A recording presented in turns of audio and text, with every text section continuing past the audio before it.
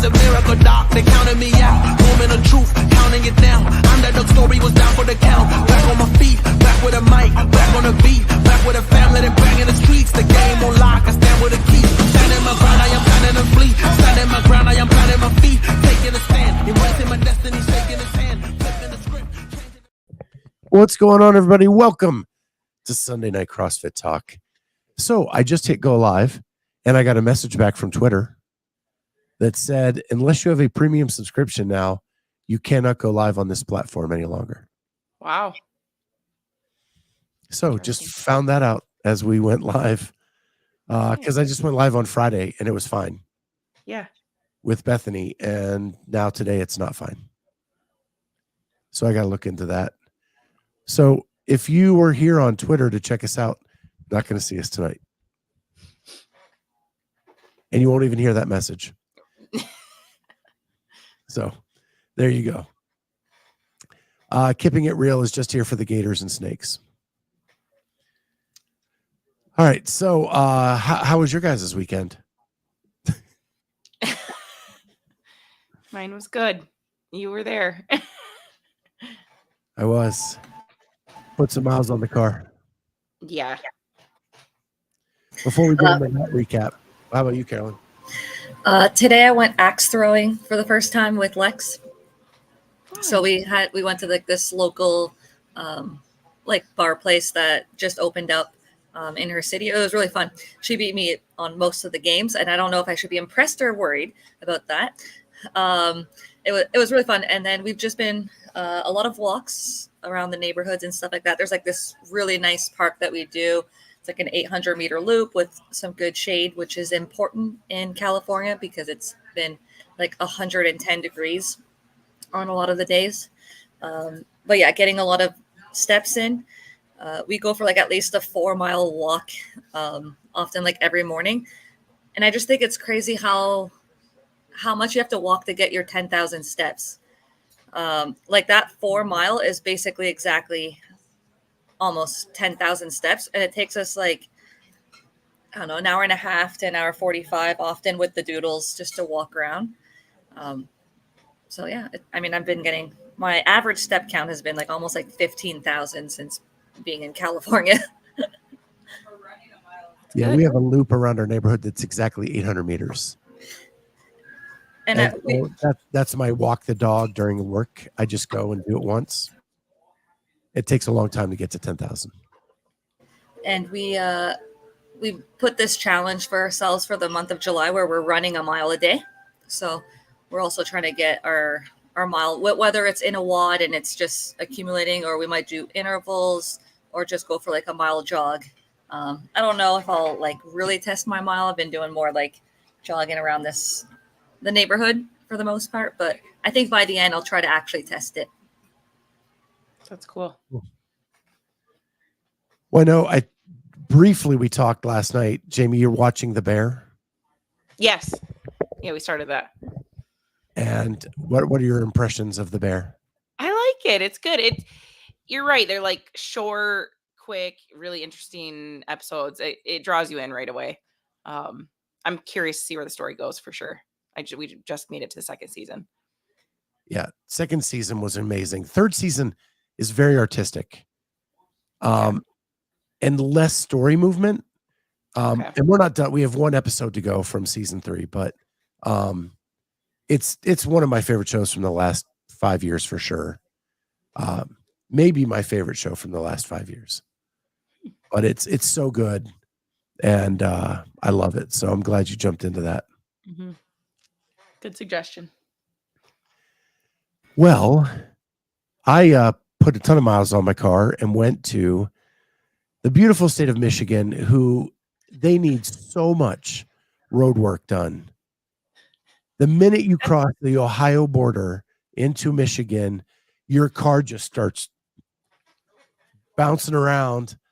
You better have good shocks and good tires. That's all I got to say. Yep. So many potholes. That's why we get all the memes that are like, my roads. Like, they're bad. And I don't know.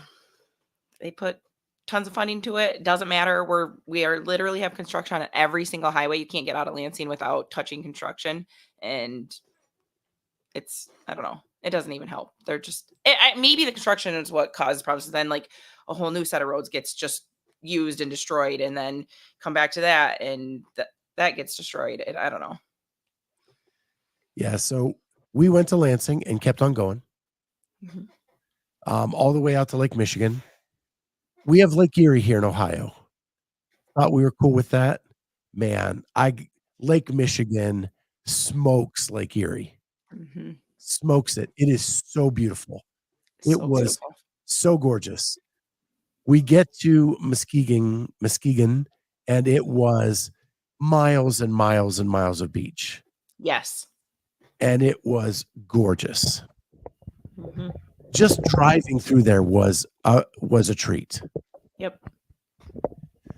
So we went there to the Fresh Coast Fit Fest to hang out with Jamie and her crew as they were competing at the Fit Fest, as well as get some footage of the event, all of that stuff. So I scrambled today. I lost internet for a period of time, but I scrambled today to put together like a 1:30 quick highlight reel of event 1. This is by no means a finished product. It was just something to share with the crowd here tonight to show where we've been and how cool it is out there on Lake Michigan. So without further ado, I'm going to play. It's a 1:47, and then we'll be right back after that.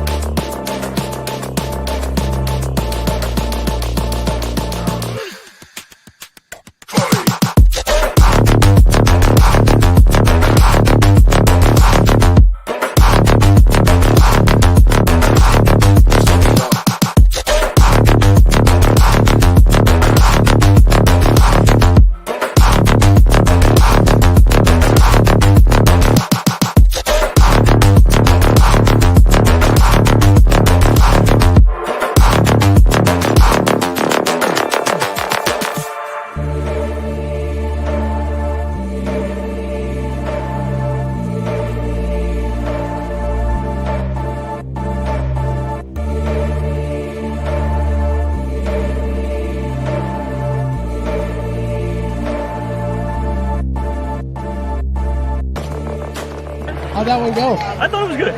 Yeah, it's a long time in the water, but overall, really good workout, fun. Everybody's out there just trying to get it done. Yeah, now you get a little cool off before you go to event 2, huh? That's right. Yeah.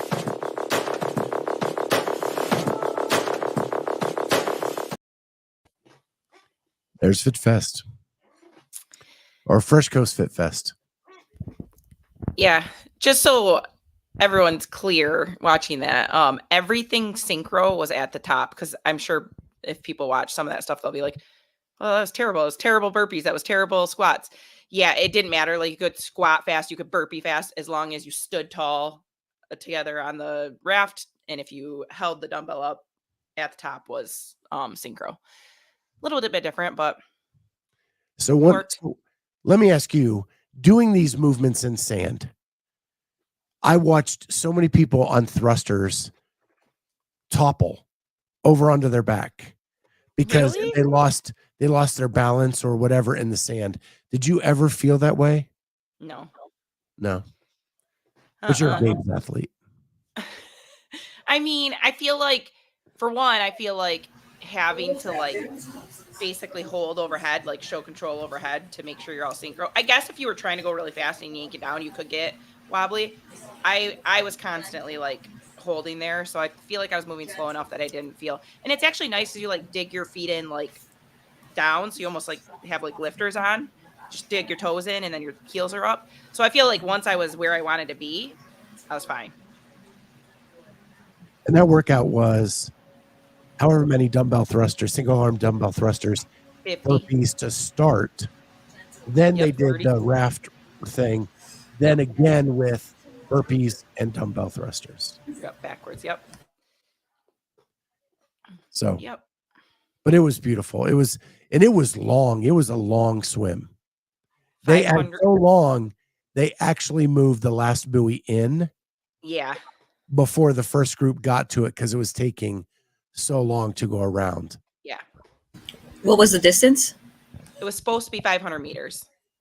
I'm guessing it was closer to maybe like 400. But yeah, that doesn't surprise me that they had to move it in. When they released it, I was like, this is going to take a long time. And it was absolutely perfect conditions. So I'm curious, like, who tested it in what conditions? Because it's usually really choppy, and I sort of feel like that's why they had to bring in the raft, because almost every year we have issues with somebody like needing to grab onto something, needing something. Like it's usually freezing, and it was actually really nice. The water warmed up a lot, so like it didn't take your breath away as much as in past years, and you were holding onto that, so you were able to recover. But yeah, you were in the water for like, I don't know, I think the fastest teams were like 9 minutes. A lot were like 12 to 14 minutes.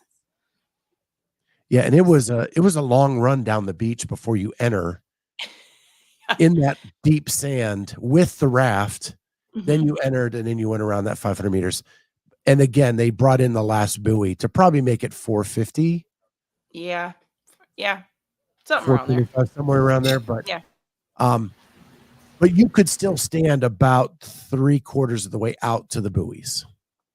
Yeah. Yeah, and that was nice. Like once you were just so tired coming back in that finally when you could put your feet down and just pull that thing, it was way better. Yeah, the fastest technique I saw was 2 women were on the raft together, each using one arm on each side, and there was the third person was on the back like a kickboard, just kicking like crazy. Yeah. And they finished first in the women's heat by a good margin. But yeah, it was awesome to witness. It was a great event. Man, that sand is thick. Like it is a workout alone, just moving up and down through the heats of people. My gosh, my hips and my calves and my ankles on fire. Yeah. That's my right calf is like the only thing that's pretty sore. So I must have been pushing extra hard with my right leg. But yeah, you walk back and forth on that sand, back to your tent, back to like tons of times just to watch a heat go. You're just constantly in that sand. Was it a 2-day comp or one? And how many events were there? So it's a 1-day comp. There's 2 days of it because RX is Saturday. Scaled was today. And actually it was stormy today. It ended up being kind of nice, but Ronica says in here she went over there and they had a red flag out for the water. So it was probably really choppy. Thank God we didn't have to deal with that yesterday. I wonder if they moved the buoys in even more for today. I'm curious if Ronica actually watched the swim event or saw any of that, how that went. Nicole Sherman says, did your team switch positions with the raft in the water? Yes, we did. Well, yeah, we wanted to do 2 people out front, like almost like one arm and like pulling it and one person at the back. And we did that for at least half the way, I'd say about, and then realized that you could see the other teams like ahead of you that were just moving faster with 2 on or even 3 on. And we're like, okay, we have to switch something up. So we did switch like 3 times. I got up like double armed while Mel was at the front and Caitlin was at the back. And then Mel and I switched those positions. Caitlin pretty much always stayed at the back, kicking.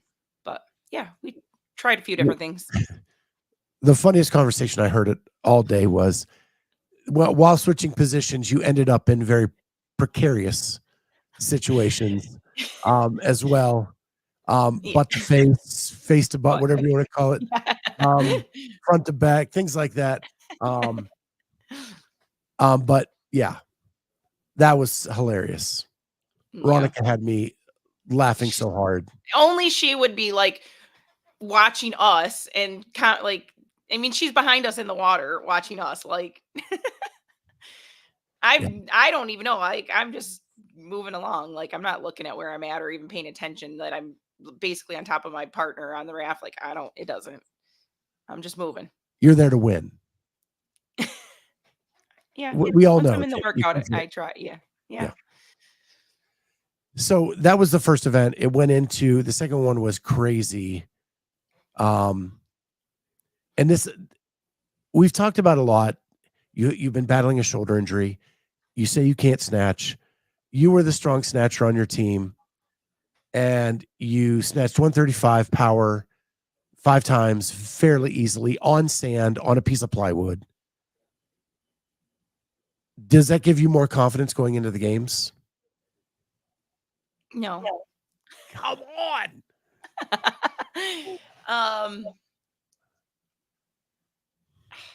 I mean, I don't know that that's like a common weight. Like, they could pull something like this went to 155 in it, and there will be people that can hit 155 at the games. So it doesn't matter that I can do 135. Like, it totally depends on if it's a ladder or how it is. You looked snappier than I've ever seen you snatch. That's good. And it was on a piece of plywood in sand. And you yourself saw Rich snatch, and it was not easy for him in these conditions. Yeah. So kudos to you for that. And then oh yeah, we have to talk about this. Plus, your judge was dancing while you were doing that. He was getting after it. He was having a good time. Yeah, and we're not talking like keeping it in here. Like, he was all over the place dancing. He was having a good time. He was keeping me distracted from the pain I was feeling, so it was good. And then you guys ended up so that, Kenneth, is Jamie's GoFundMe shirt, whatever you want to call it. Mhm. That is her fundraiser to help her get to the games. There's a And t-shirt too. And will Thick Boy be selling it, or are you selling it? Yes. Well, Okay. yeah. I guess technically I'm selling it. Okay. It looks really good. I love it. Thanks. Yeah. Did you design it? No, Mark put it together for me. Looks great. Thick Boy's the man. He did a good job. So where can they get it? I'll post it, like a picture of it, on my Instagram and Facebook, so people can just message me. Okay. Or if you see it here, just message her. Yeah. Post in the comments. Like, comment, subscribe. Yeah, do that too. All that stuff. And then you guys ended up podiuming. We did.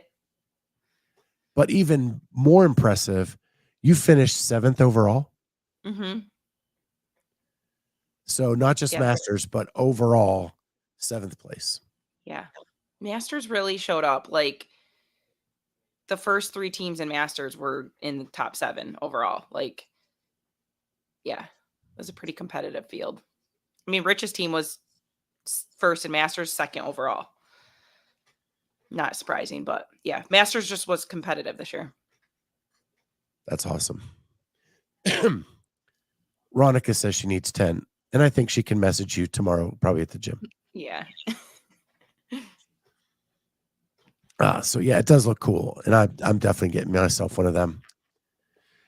Speaking of Masters, we'll jump ahead. It became official this week that we got our full access to cover the Masters games behind the scenes. Team is put together, I think, and now we're just ironing out some final details. But super stoked to be able to do that. And now that I'm hearing all the people that are coming, I think we're going to be able to put on a pretty cool little documentary behind the scenes. So I think that's going to be awesome. And there's Holly in the chat, and I think we're going to get to meet Holly in person for the first time. She's going to come? We're trying. Oh, We're trying. awesome. We need our stats and info girl right there on hand. Yeah. To be able to like give us all the info we need, right? Mm-hmm. So She says she hopes so. Yay. So we're super stoked for that.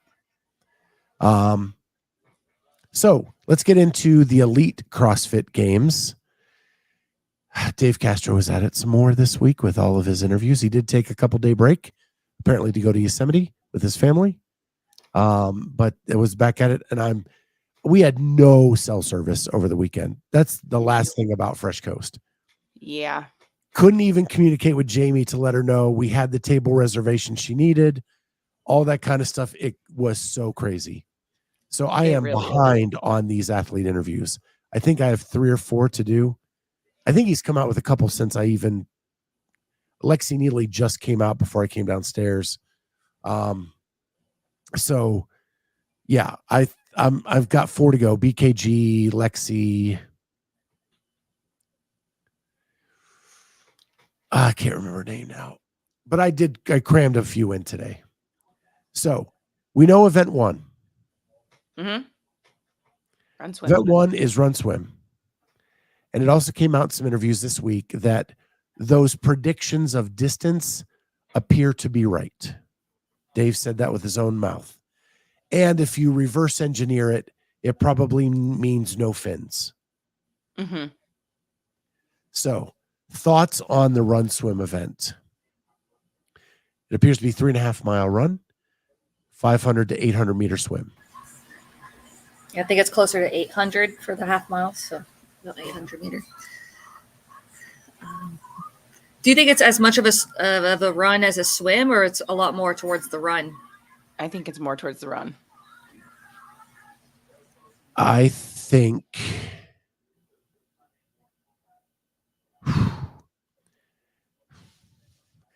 you can make up a lot of ground on the swim.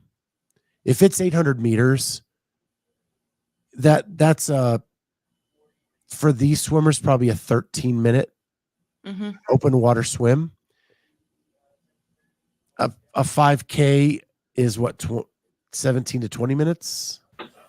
Well, if it's a proper 5K, they're going to be 19 to 22 at least. Yeah, no one's running a 17-minute. Maybe no, that's way not too with going into a swim. No, I guess I was referencing last year's ish. Yeah, I think most of the girls would be low 20s to around 22 and a half ish. Like Ricky would probably have the fastest 5K. He could probably do a 17. I don't think he will. I mean, he might want to go close to it so that he can get a lead going into the water, knowing that, James Sprague and Fikowski and others will be great swimmers. Because I don't think Ricky is known to be like the best swimmer, but he can definitely get into the water first and at least recover probably better than other people can. Spin is the king with research, and he is. Yeah, kudos to him, and apparently he's dead on. But I have not seen anything about this. Carolyne, have you? I didn't see that. No, I haven't seen any of that. Again, there's a handful I have not got to yet. And I went to spin right before we went on here, see if anything broke. But yeah. I'm all caught up on the interviews except for the last one that just got posted, and nothing was said about 2 run swim events. Okay. The research also shows there are snakes. I know one person actually went out and did the run and reported back that they saw snakes all over the run path. Mm-hmm. As an athlete, does that even come into your mind when you're running or swimming?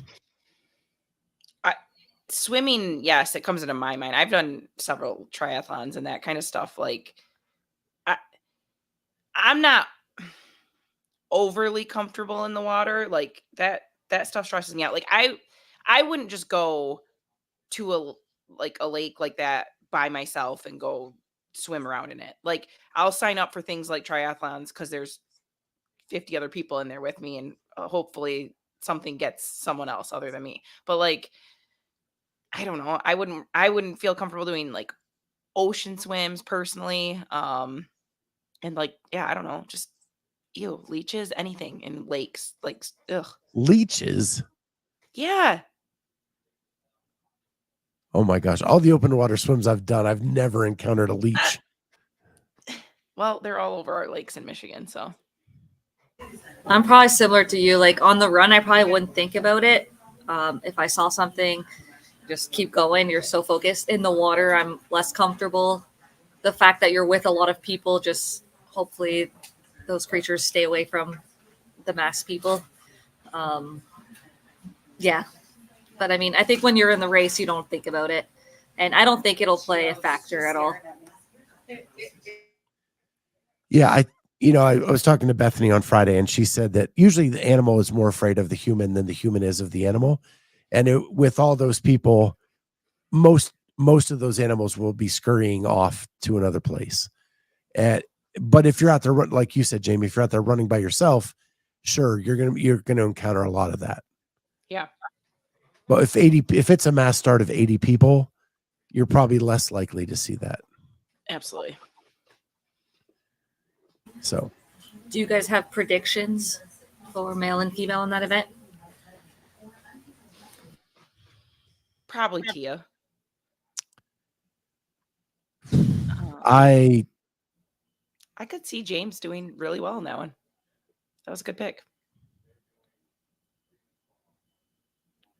I want to take Gracie. How is she at running? I don't know. Yeah. There's been a few interviews where there's some swimmers out there. Like Cato today was I think trying for like years ago for Olympic trials in swimming.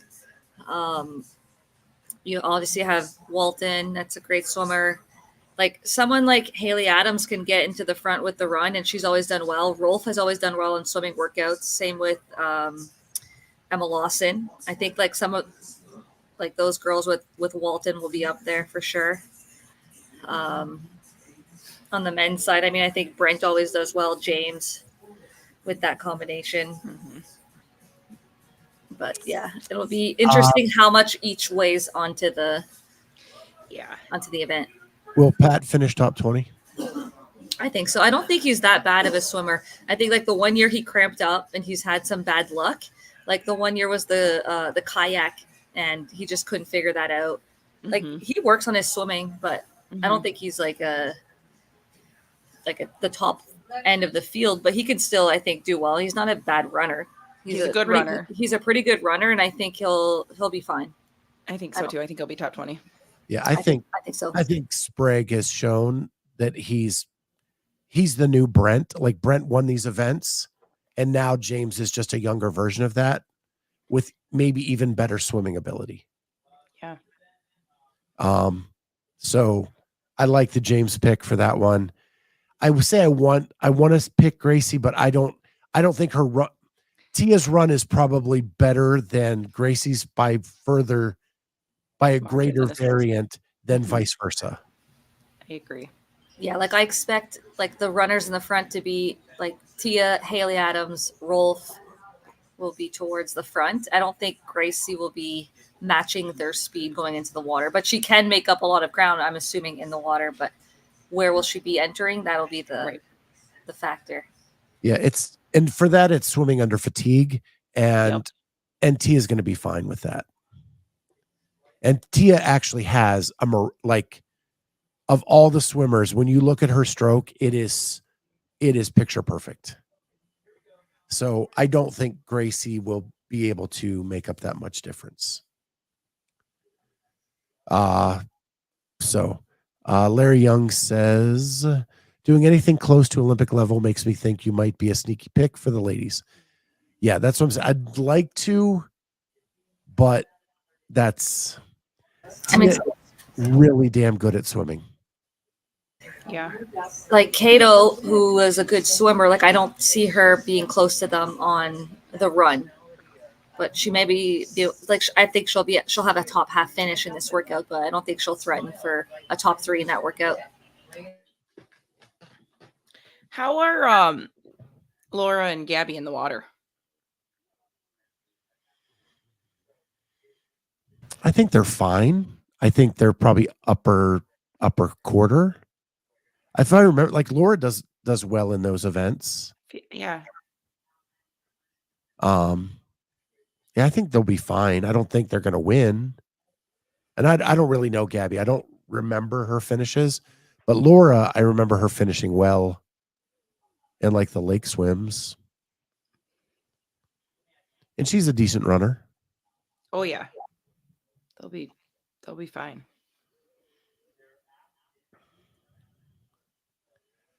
Laura was 8th in 2021 with the kayak. I don't know how much she made up maybe on the kayak, but there was a mile swim in that one, so she's got to be a good swimmer. And Gabby, I don't think did as well. What was Gabby in 2021? Gabby was 22nd, but again, it's hard to know whether there was the kayak or the swim part, because some people really struggled on the kayak and had no idea how to move it. So that one's hard to tell.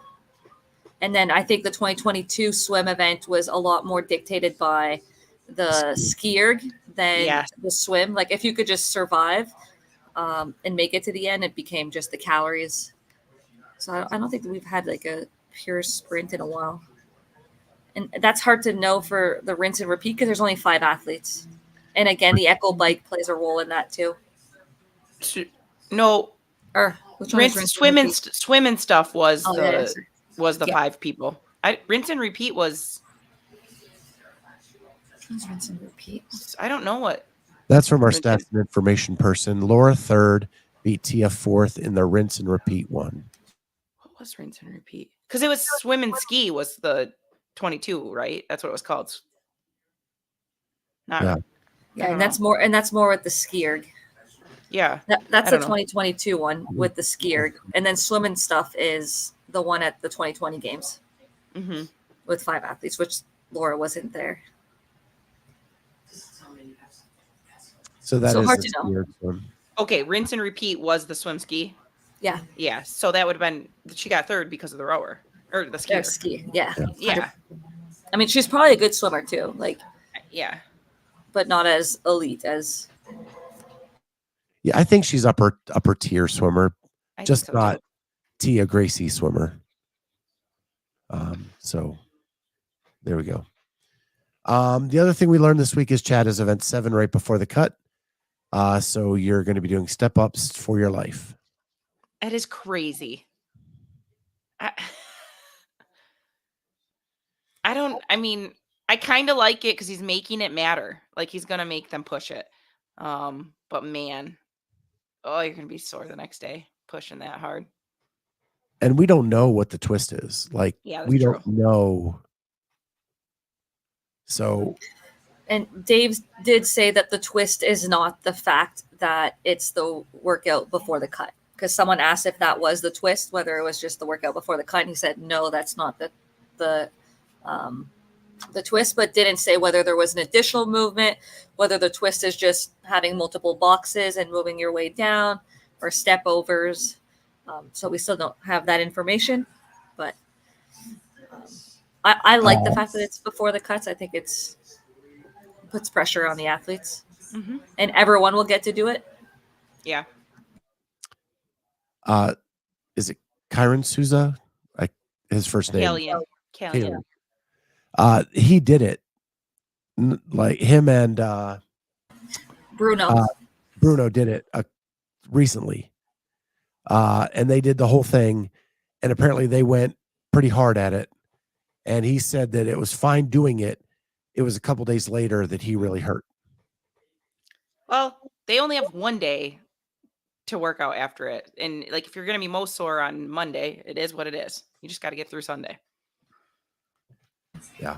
So what do you guys think about the outlandish comments of people saying they should cut it in the middle of, like, do the cuts in the middle of the workout, or if you're the fastest to a certain, like if you're the fastest 10 to 500, you get to stop. And no, I don't. I think you have to complete it. Yeah, if you're going to do this workout, everyone needs to do all 1,000 step ups. Like everyone has to. And I realize some people are going to be done, but like you can't. Everyone just needs to do it all. Vi asks, are we hoping that it's step overs or no? I don't think it's going to be step overs. I think CrossFit is old fashioned Dave saying, we saw what you did in quarterfinals. We penalized you for it. Fix it. Now we're going to put it in the games to make sure you do it as we prescribed. Mm-hmm. I just think it's a completely different workout if it's step overs. 100%. Like that extension at the top of the box is way different and uses your legs a lot more. Obviously, it's a lot easier to judge the step overs, but I have a hard time thinking that it would change to that point of doing the full movement different. But even just look at some people practicing the step ups, like they have a soft knee, like they're stepping up, and you watch a lot of the videos of the athletes and they're standing up on the one hip, but their other knee is still kind of soft every single time. And they should know right now that you have to clearly stand up and you can't be leaning on one side. And almost all the videos that I'm watching of the athletes, they're still tapping and being soft. So I don't know what they're going to do because they're still not doing a step up correctly, in my opinion. Yes, Sarah Cooper says so many athletes posting them doing step ups now and still not hitting full extension. But isn't it typical Dave that he would look at a problem and instead of saying, hey, we're going to fix it by making it easier. No, we're going to run into the problem and we're going to do it till we get it right. Mm-hmm. Yeah, So, I could see that mindset. Larry Young said, personally, I thought it was boring, but with cuts after now, I feel like that's enough even without a twist. Yeah, who's going to want to leave the stadium at that point when you're kind of waiting to see which athlete's going to be falling behind and possibly losing a lot of points or getting cuts? Like, you're not going to want to not tune in. Yep. I mean, you might want to tune in at the end, but still, I think it engages more of the fans to want to stay and watch, knowing that there's a lot on the line in that particular workout. There was a point in one of the interviews where he said that they try to make everything spectator friendly at the games by like the way they move things, but sometimes the test is more important than being spectator friendly. And he said, so in small instances, you have to do the test the way you need to do the test. And I think that's what Chad is. He wants a mental test. You put it by the cuts, it's even a bigger mental test. Who's willing to die for points on that last event before the cuts? And it's just grunt work. It's not about technique or skill or who's willing to lay it down. So, yeah. Wouldn't it be crazy if the twist was there is no twist?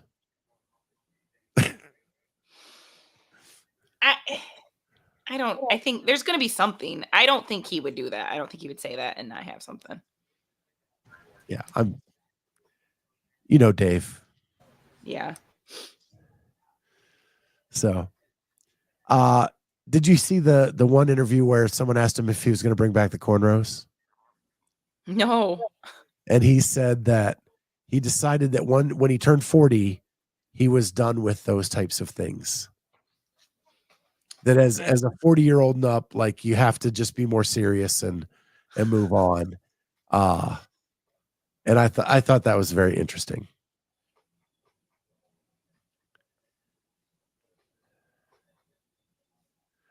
So, did you see the comment about the marathon? It was on the BKG interview, and I haven't seen the full thing yet, but I just saw the spin version of it, where BKG said that the marathon row was the worst event he ever did at the games.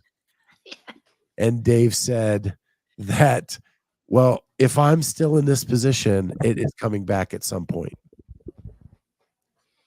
That's funny. You missed that one. You weren't there yet, right, Carolyne, or were you? No, I had missed out.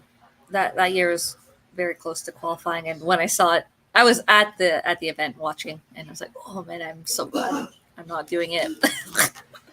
I wanted to qualify. seeing that first day was a hard first day of the games. Yeah. Yeah. Crazy. And now everybody's gonna have to train that row every year because he said it's coming back at some point. So gross. It's like my butt can't sit on a rower for that Mine long. either. It, like, I do a 10K rarely, and it hurts me so much just to like sit down the entire time.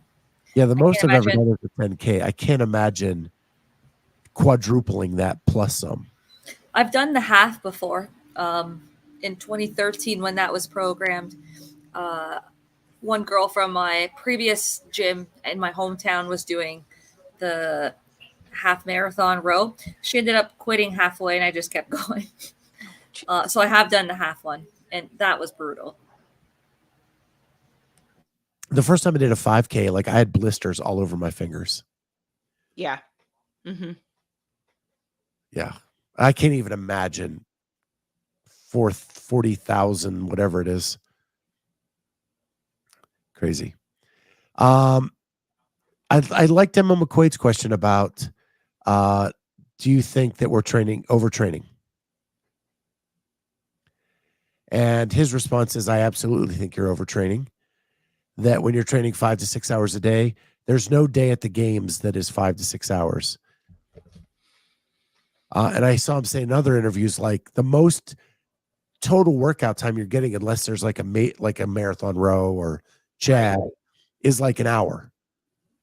And it's broken up into like 3 events. I don't know. There's always like a 45-minute workout, almost always, whether it's the bike, a run, a longer run. I feel like there's always one workout that's 45 minutes. But I just feel like people exaggerate how much that they're actually training. Like people are like, oh, I'm training 6 to 8 hours. But it's like they're at the gym for like that long. They're warming up. Some of them are chilling on a foam roller, having a chat.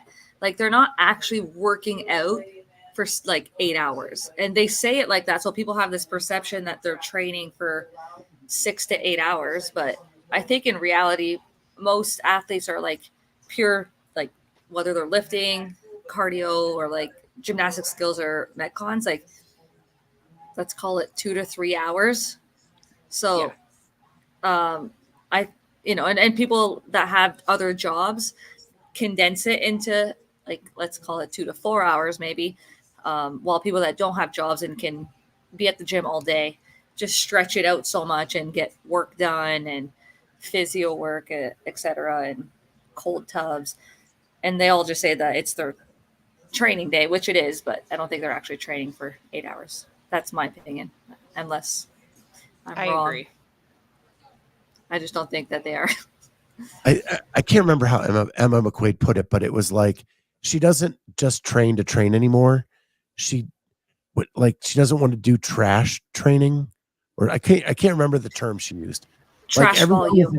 Junk volume, yeah. And that everything is intentional. Everything is for a purpose.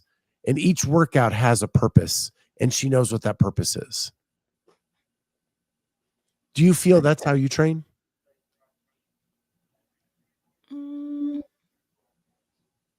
I mean, I feel like sometimes I feel like some of the stuff is just volume to get in volume, but I also need volume, and I need to feel like I did 3 hard workouts, and I know I'm going to be sore tomorrow, and I need to feel what that's going to feel like. So I don't know. I think the purpose sometimes is for the volume. But if it's to build capacity or to build, then it still has a purpose. Yeah. Yeah.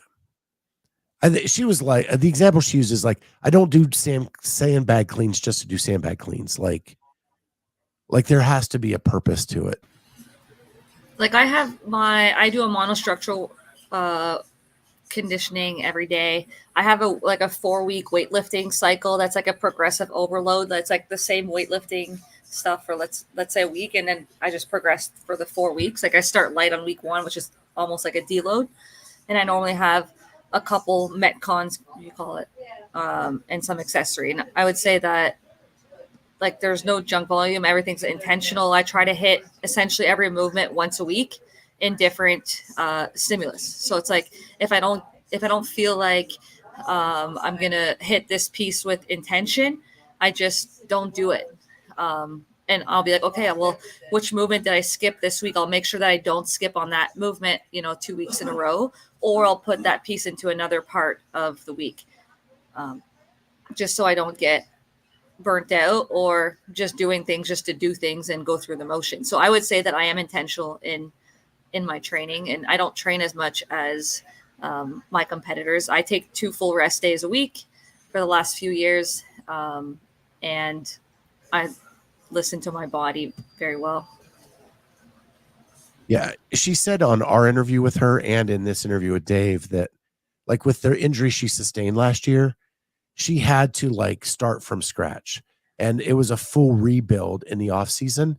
And she learned so much from that her training has changed now that she's gone through that with much more intention. And she says her body feels so much better this year than it has in years past. So I think she's being very critical of her own program, and not necessarily saying that out to the world, but that she needed to be more intentional with what she was doing. So. And Dave talked about it, I don't know with who, but referencing Brent, and talking about, again, volume and how, a lot of people talk about when they're at the games, they're injured and they're broken and stuff like that. And that's not the case for like all the athletes. And there are athletes that are, doing it the right way, or not that it's the right way, but like really listening to their bodies and not pushing through pain or anything like that. So I think this idea that everyone has so much volume and is all broken puts this perception that, all the games athletes are just dealing with stuff, which I don't know. I never went to the games necessarily like injured or have any like nagging things, because I feel like I listen to my body very well. And I'm sure plenty of other athletes are like that as well too. So I think I talked about this with the teenagers that I was on a call with in my little group of mentorship, and just about, listening to your body and not feeling like you have to do the full volume of things that they're getting programmed from their programmers that they're following, because it can be a lot. So I think that's really important to just be in tune with little stuff so that it doesn't become a chronic injury. I was wondering if anybody else caught this. Vi says, it was a little wild to hear Dave call out Proven specifically for overtraining, given that was the accusation from the athletes who left them last year. Yeah, I don't think it was an intentional call out. I think it was just Dave was like, I was at Proven last year and couldn't believe the amount of training they were doing. But it does line up with things that were coming out from other athletes about the programming at Proven and why they left. The last thing I wanted to touch on with the interviews is Victoria Campos.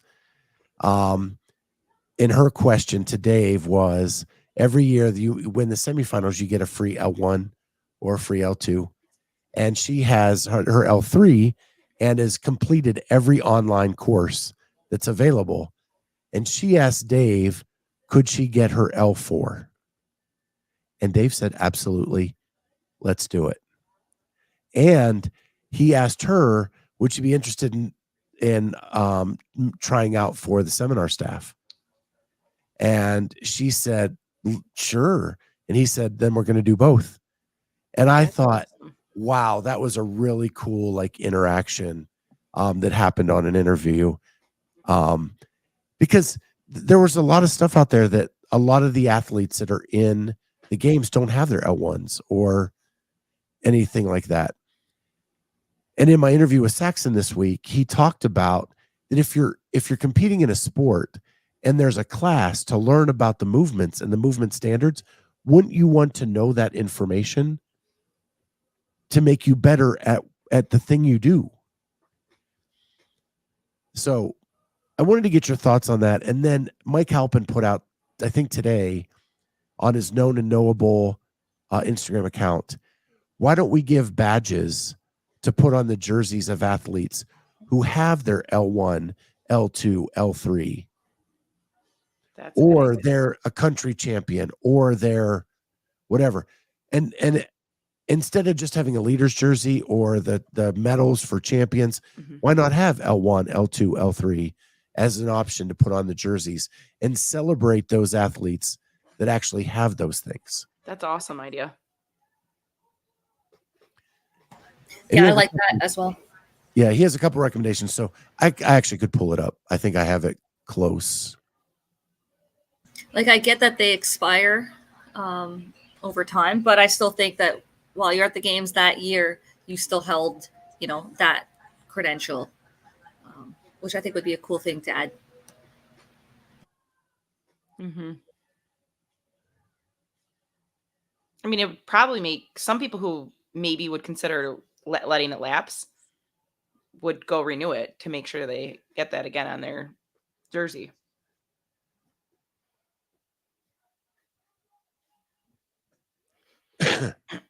I'm having a hard time finding it. Of course.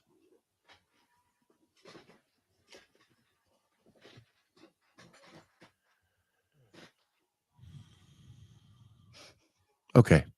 We'll do that another time. Yeah, it's a good idea though. I love it. Yeah.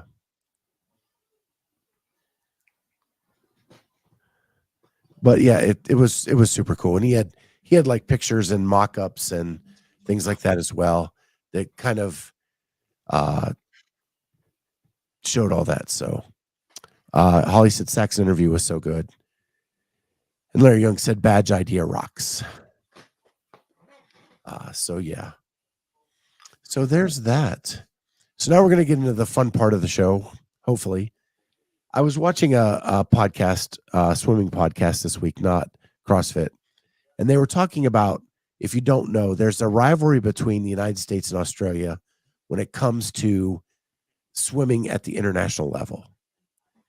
They're the two best swimming countries in the world. Okay. And have been for many, many years. A few years back, one overzealous fan brought a cowbell to a swimming meet that was pro-US and would ring it all the time. There was an interview done with an Australian swimmer who talked about how much she hated the cowbell and wants to make the US basically eat it and take them out at either World Championships or the Olympics. I'm paraphrasing big time. So some of the U.S. swimmers were talking about it because NBC is taking that rivalry and promoting the hell out of it, as the Olympics are only a month away, and it's the big rivalry, right? And swimming will be probably the main event for the first week of the games. Mm-hmm. So on this podcast, it was two former swimmers talking about how, yes, there is a rivalry between them and Australia, but it's a friendly rivalry. They're actually friends away from the pool, and they hang out together a lot because they're in the same circles and they do the same things. And it's not as heated. And the person that actually made the comment didn't even make the Olympics from Australia. So she's not even there to like represent, right? So my question is it better when your sport has these rivalries? And is it okay for media to pump them up to try to get viewership? Oh, sure. I mean, that's the exciting stuff. People love that. They whether it's like, I don't know. I mean, you got to have either a hero, villain, yes, some type of rivalry. That's the exciting stuff. You want to cheer for the underdog to take somebody down. And yeah, the media companies should absolutely pump that up. Yeah, I mean, it's in every sport. There's rivalries, like in hockey. Right now, let's say Angel Reese versus Caitlin Clark for the Rookie of the Year, and people are building up like they hate each other. Whether the media, pumps up the Australians or USA for the swimming, I think it's good for viewership in the end. The more that they can talk about it, the better it is. So no, I like it. Do you think CrossFit's fallen short on the Laura Tia rivalry for this year? Yeah. They could do more. I mean, they tried doing something with Roman and Jeff, and that was a fail. Cringe. But they could definitely pump up. Now, I don't think they have to go about it like they hate each other. I don't think it's about hating each other, because I think they have a lot of respect for each other. I think everyone in our sport has a lot of respect for each other and the work that everyone does and puts in. But I think they could, play on some of the rivalries. I mean, we're seeing some of the fun, like male side developing right now. It would be nice to have something like that on the female side, just to root for. But on the male side, they're doing it themselves. Yeah. Well, Laura's not doing it. Laura's like putting that stuff out there. Her posts have been, so I think she's trying. Somebody's got to pick it up. She's coming to win. Yeah. And she has stated that. You could clip that stuff together. You could clip a thing of Tia working out, getting better. The names of her videos, like making the comeback, coming to take it over, take blah, blah, right? Laura saying, I'm coming to win, regardless of who's there. CrossFit should be taking the Dallin Pepper Roman comments from semifinals, clipping them up and using them to say, the CrossFit Games are coming August 7th. Right. Watch Dallin and Roman go head to head. They don't do any of that. I know. And you just mentioned it, Carolyne, in every other sport. The Angel Reese Caitlin one is huge right now.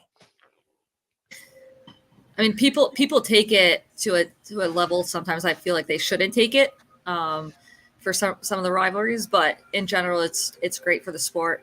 Like here we have that it's not necessary. I don't think it's always necessary, but you could still play it like they each have their skills and just showcase how good these two are, and these are the top two in our sports going to be going head to head in August, August 8th to 11th, and you promote our top athletes like that for the head to head. But I still want to see the other athletes get developed, and any rivalries. I think it's good. The back and forth at Rogue, you could use that footage to make Tia won this event, Laura won this event. Mm-hmm. Back and forth they went. There's so many little things they could have put together to promote this CrossFit Games. There's still time. Not much.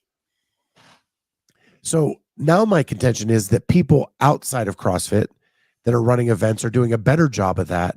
We've talked about how Europe is so intense at semifinals because you get to root for your country.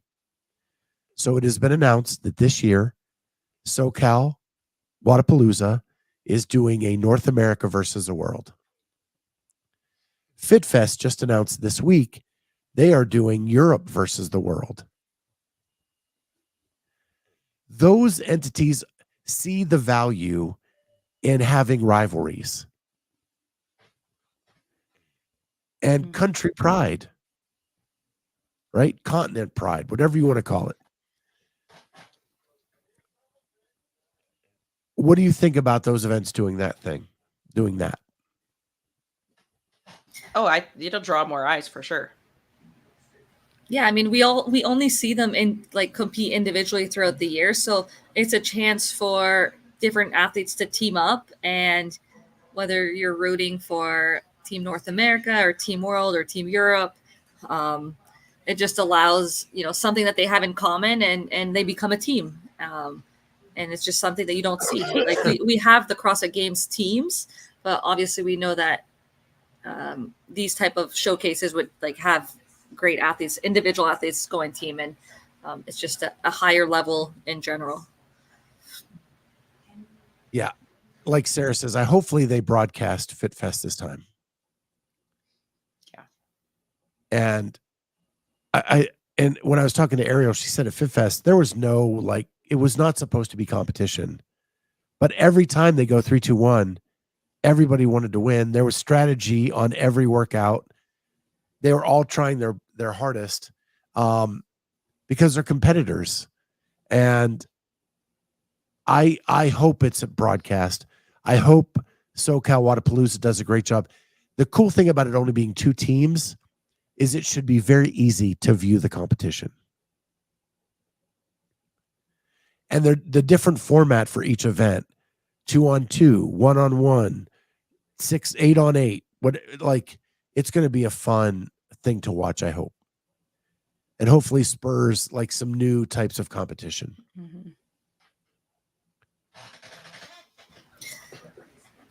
Yep. But I also think this is why teams don't necessarily need to separate from the CrossFit Games to allow these type of competitions, to do these exhibitions or these showcases of these athletes on super teams. Like, I don't necessarily think that CrossFit needs to run another competition. Yeah, Unless they would bring the teams back with the masters and the teenagers, and that's a whole package, and you have a lot of people in the stands now going to see their families. You could do something like that, but if all of them are going to get separated, I don't think that's the right move. Agree. Speaking of which, we did have a comment this week in the YouTube comments that when are we going to start interviewing masters athletes? 1, we have one on this show every week. 2, I did an interview with Rudy and Lynette Berger a week ago. We have one scheduled for this week with a mother-daughter who both qualified for the CrossFit Games. It'll be this Thursday. And they're not able to attend each other's event because they're on the same weekend. And so we're going to talk about what that means to them. And that'll be this Thursday. So please check that out. So we'll have a teen athlete and a masters athlete. And the plan was this coming week is the last week. I'm doing elite interviews for the games as we're getting too close to interrupt training schedules going into the games. So it'll switch over to coaches and masters athletes after that, leading up to the Masters CrossFit Games. So just to explain that to everybody of the plan coming up. So one of the other interviews that Dave Castro did, he was schooling somebody on James Fitzgerald and the guy who did the first butterfly pull-up and was in every second counts. Shoot. He trains out of CrossFit Calgary or something like that. Yeah. I forget the name. Yeah.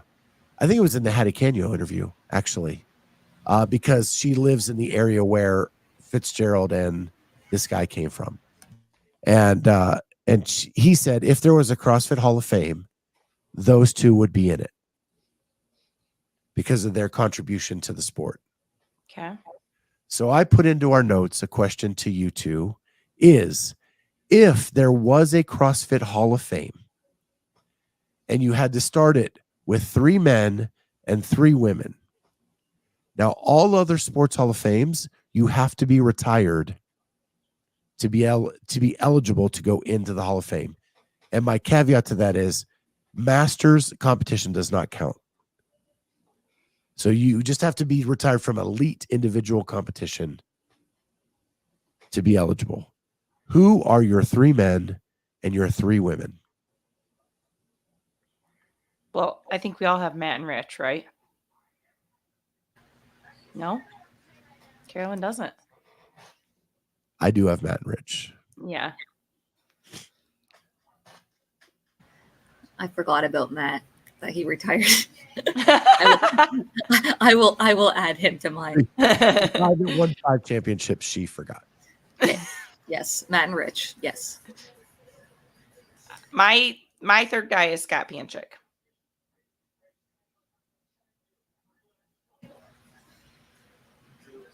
Over Ben Smith? Yep. I feel like Ben's actually retired yet. Yeah, I actually thought of Ben Smith and then said I had to disqualify him because he competed in individual semis this year. Yes.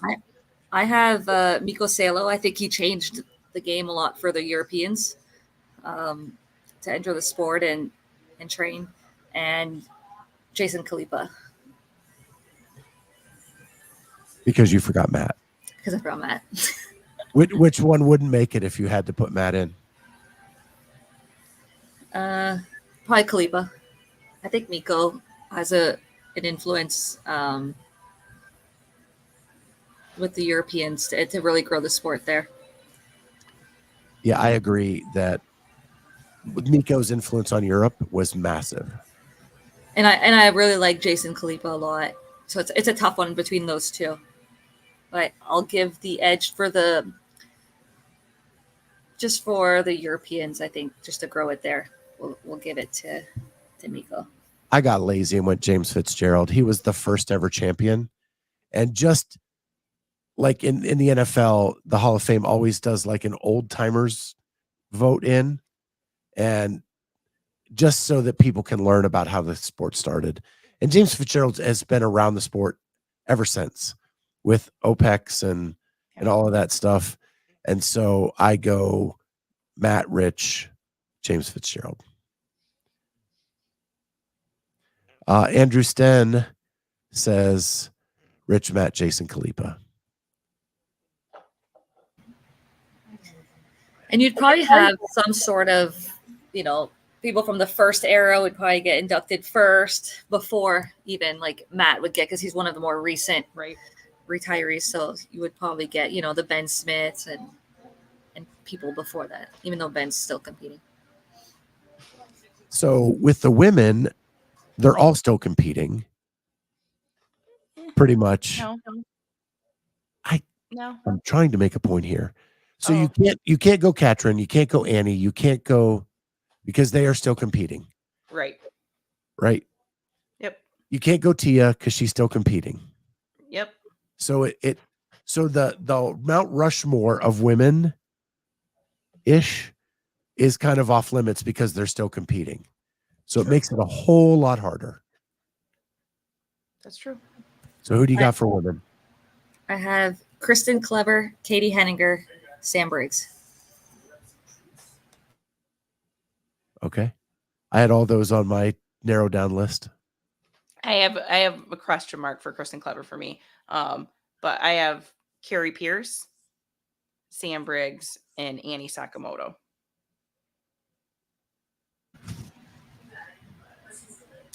I have Sam Briggs, Kristen Clever, and Becca Voigt. Becca's a very good one. I had Wagner as well on my list. Mm-hmm. I did too. And I thought about Annie as well. Andrew Sten has Kristen Holta, Tanya Wagner, and Katie Henniger. Holt is great too. Holt is one of my favorite athletes that Briggs, Holta, Sakamoto. Nobody with Carrie Pierce. She's like, y'all are crazy. Sarah Cooper says Kara. She's competing on a team, so I had it up in the air whether that counted or not. And to be honest, like, to me, the other people I picked either won it or Becca was the first woman to go double-digit appearances at the games. Yeah. Her longevity. And she was a podium winner as well. So with all of those credentials, that's why Katie was there too for me because of what she's done for the sport overall. Champion, and then moves into a different realm, but still has supported the sport forever. But I went on the court or floor more than off. Yeah. And see, like in my mind, when I picked my athletes, male and female, which is why I probably didn't think about Matt, because I was thinking more of like the influence outside as well, or just on the sport. I mean, Matt would have an incredible influence, obviously. He was so like near retirement to me that I was trying to look further back. But yeah. Do you realize Matt's been retired for 4 years? It's crazy. It is crazy. It's gone by fast. Most underrated Val Vobrel, who is making her comeback at the Masters CrossFit Games versus our very own Jamie Latimer. Isn't Vale in the 45? I thought she was 40 to 44, but I might be wrong. I thought she was 45.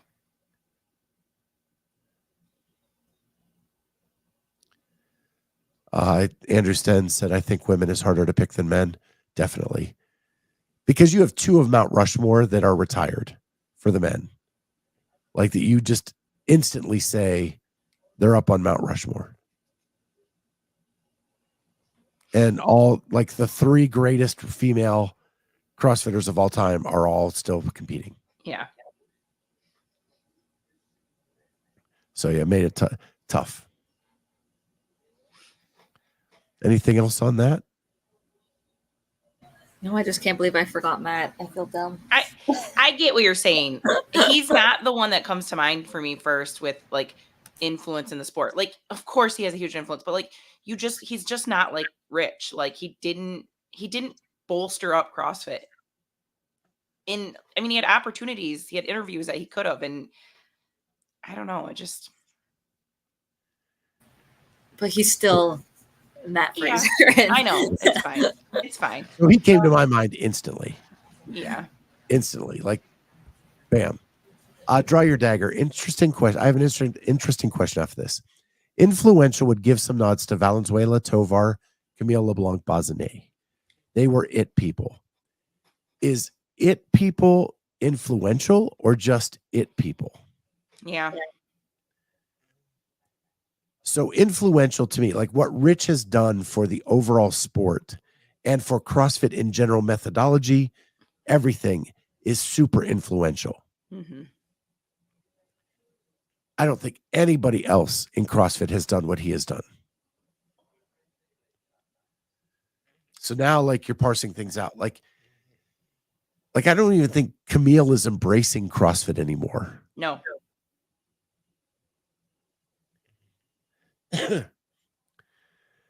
And, some would say that her one win was kind of a fluky programming thing.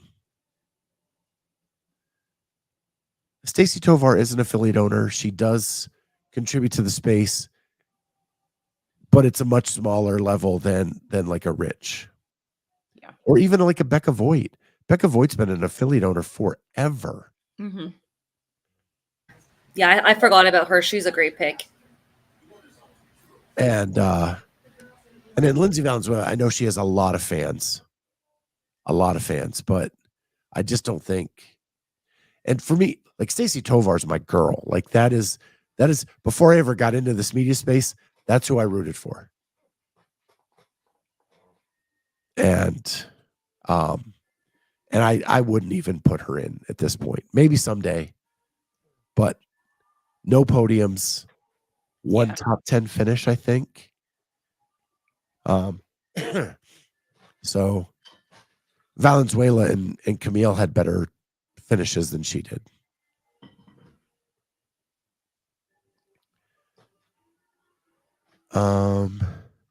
Historic Fitness says it's because Matt has broken 6 athletes as a coach. Not sure about that. If you looked at what people wore in gyms in the mid to late 2010s, they had a ton of influence. True. Sad to say, I wore the necklace that Rich wore. I had the bandana. I wore the shades. Yeah. Rich was my guy. Yeah. Kenneth, what about Rogue Lady Katie Henniger? She made a list. Yeah. She was said. None of the newer people even know who Tovar or CLB are. You're probably right. Yeah. Other than that, Stacy announced the games last year. And that's probably all they know of her.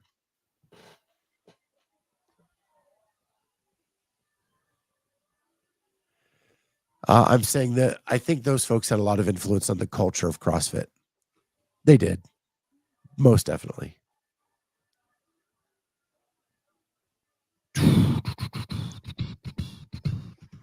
I've got some. I'll have to break one out. I just know I did 14.5 in the full getup. The rogue shorts. That's the thruster and burpee one. Oh yeah. Had the headband, had the necklace, the whole bit. I did it inside, so no shades, but rock tape on both knees. Yeah. Wraps. Yeah, I think that was it. So, yeah, I'll break one out for next week. We should all submit a picture of us in like high socks or whatever the goofy trend was, goofiest trend you wore in the gym. And if you guys in the audience have goofy trend pics, DM me with them, and we will share them next week on the show. Sarah, it was not a Halloween costume. Not at all. It was what I wore to the gym every day. All right.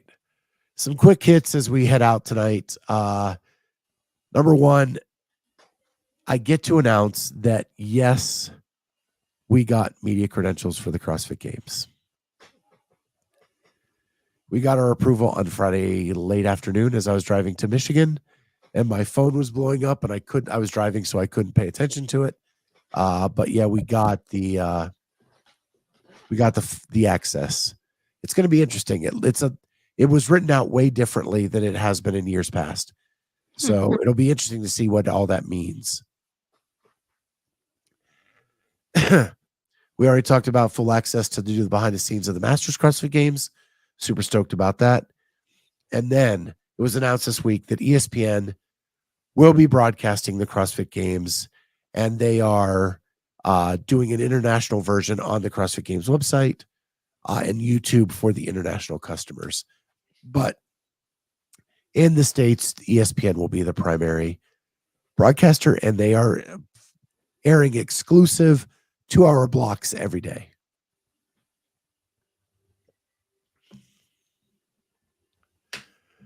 So I think that's all that is. That's the news.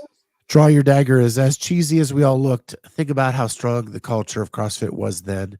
It's been downhill ever since. The neon, the board shorts, the tall socks. I think the culture is still strong in some of the affiliates. I think when we're in this media world, we sometimes get sucked into the negative narrative. But when I go to the gym, it is everybody's great. The community's awesome. Everybody's cheering each other on. And we're not even wearing neon anymore. Go ahead. I was gonna say I wear neon plenty.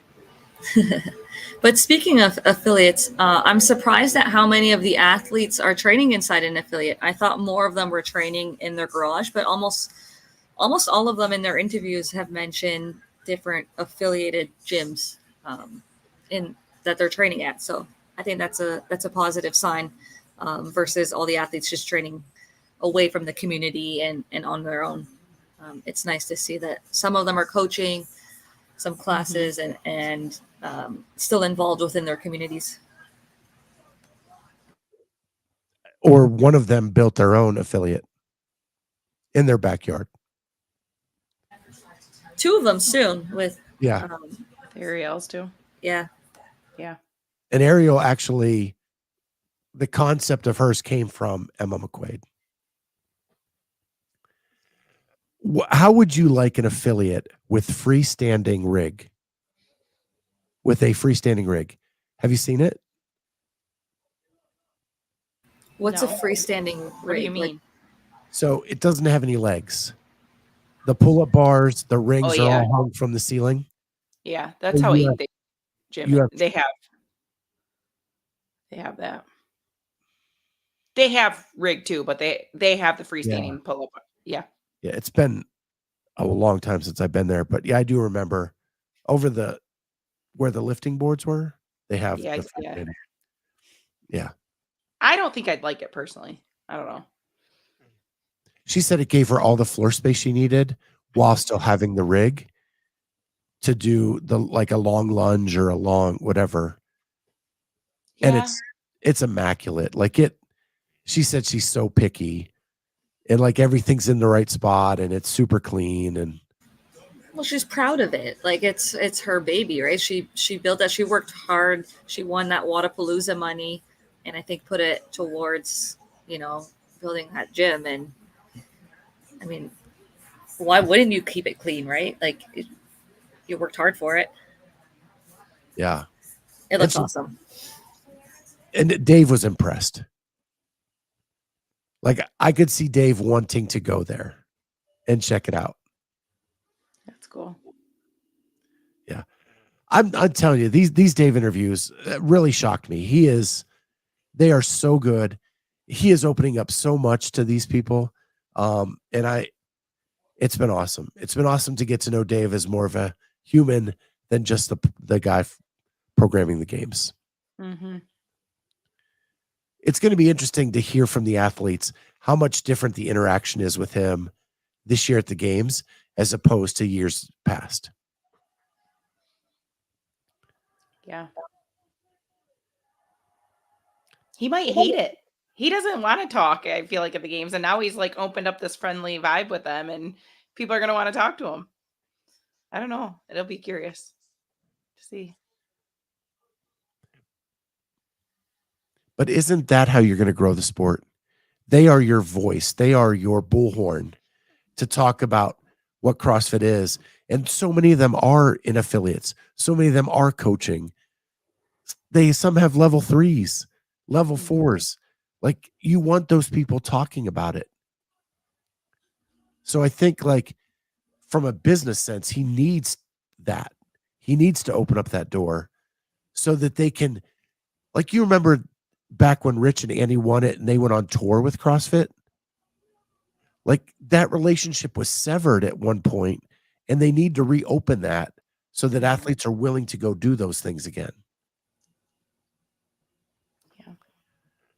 But anyway, I digress. Again, I'm going to give it one more try. If you have a riff and you want to share it with us, please send it in 2 minutes or less and we'll air it on the show. If you have a question of the week you want us to hit, talk about, riff about, whatever, shoot that into the YouTube comments once this is posted, which is right after the show. And we will get that and talk about whatever it is you want us to talk about. Finally, like, subscribe, hit that bell. And if you want to support us on our trips to different events, hit that join button. It's as cheap as $2.99 a month. There's 3 different levels you can join at. And with that. And that shirt that Jamie is wearing, let's support her as well on her journey to the Masters CrossFit Games. So if Jamie, you could put your link either in the chat after or in the bio or Instagram. Yeah. Message her on Instagram. She's selling those shirts. They're to help her get to the CrossFit Games. We support her in everything we do. Good luck to everyone this week in whatever you're doing, and we'll see everyone next week on Sunday Night CrossFit Talk. Bye, guys.